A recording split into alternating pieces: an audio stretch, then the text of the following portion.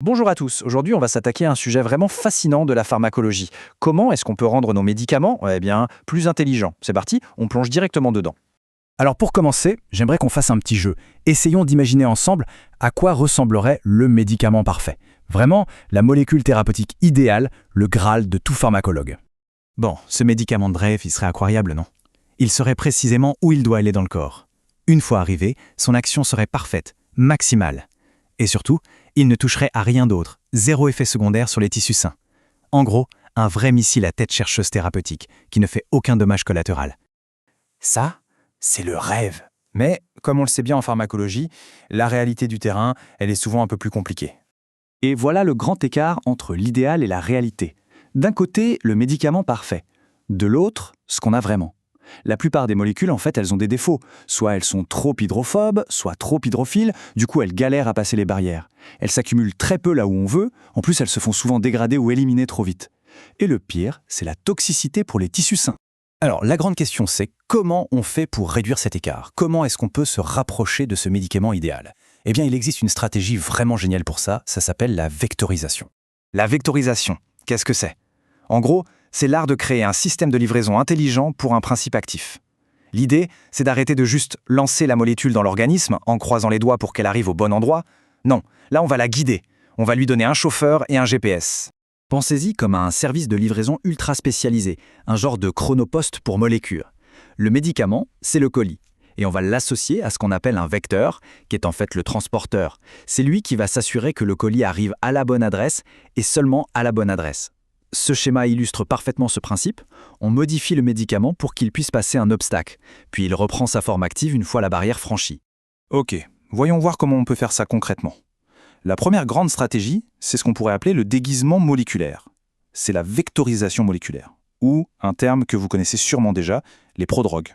Une prodrogue, c'est tout simplement une version inactive d'un médicament. On l'a modifié chimiquement, on lui a mis une sorte de masque, de déguisement, et ce déguisement a un but, l'aider à passer les obstacles du corps. Ça peut être une barrière difficile à franchir ou simplement pour éviter qu'il se fasse détruire trop vite.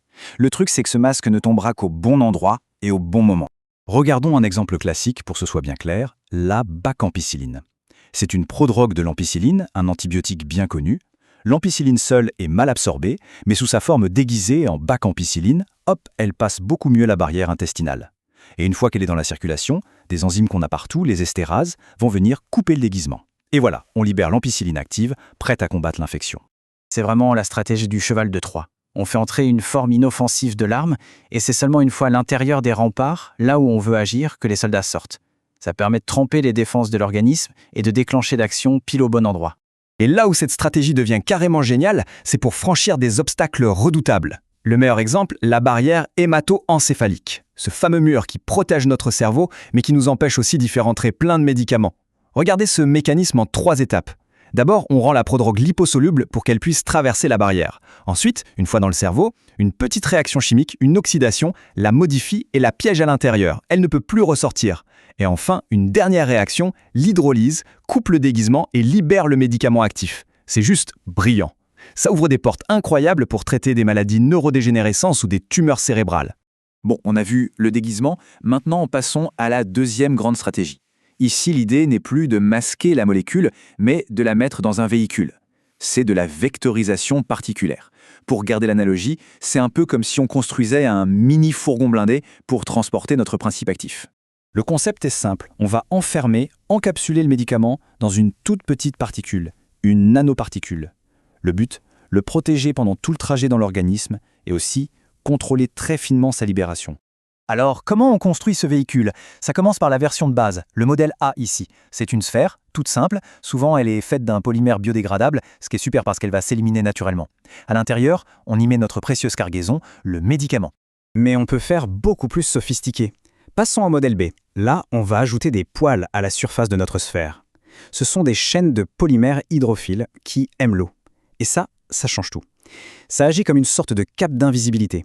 Ça permet à notre particule de se cacher du système immunitaire et donc de circuler bien plus longtemps dans le sang avant d'être éliminée. Et enfin, le top du top, la version C. Pour avoir une précision chirurgicale, on peut greffer au bout de ces polymères des têtes chercheuses. Ce sont des entités de ciblage, par exemple des anticorps, qui vont reconnaître très spécifiquement des récepteurs à la surface de certaines cellules. Là, notre véhicule a un véritable GPS intégré qui va le guider pour qu'il ne se fixe que sur sa cible, par exemple une cellule tumorale. Et il faut savoir que ces véhicules existent en deux grandes familles. D'un côté, on a la nanocapsule. Imaginez une sorte de petite coque creuse avec un noyau liquide à l'intérieur dans lequel on a dissous le médicament. C'est un système de réservoir. De l'autre côté, il y a la nanosphère. Là, c'est une matrice solide et le médicament est dispersé un peu partout dedans.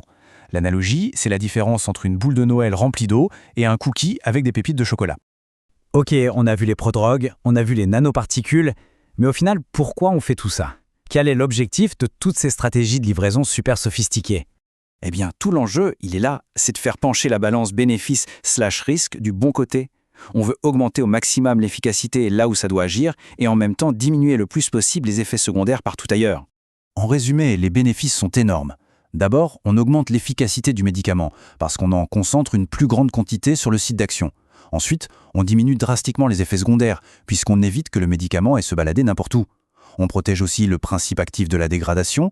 Tout ça, ça permet d'améliorer ce qu'on appelle l'index thérapeutique, ce fameux rapport bénéfice-risque. C'est pas juste une petite amélioration, c'est une vraie révolution dans notre façon de concevoir les traitements. Finalement, en combinant ces deux approches, les déguisements moléculaires et les véhicules de transport intelligents, on se rapproche petit à petit de notre rêve du début, celui du médicament parfait. Et ça nous amène à une dernière question, une question pour l'avenir. Est-ce que ces livreurs intelligents ne sont pas tout simplement en train de dessiner le futur de toute la médecine? La question est posée.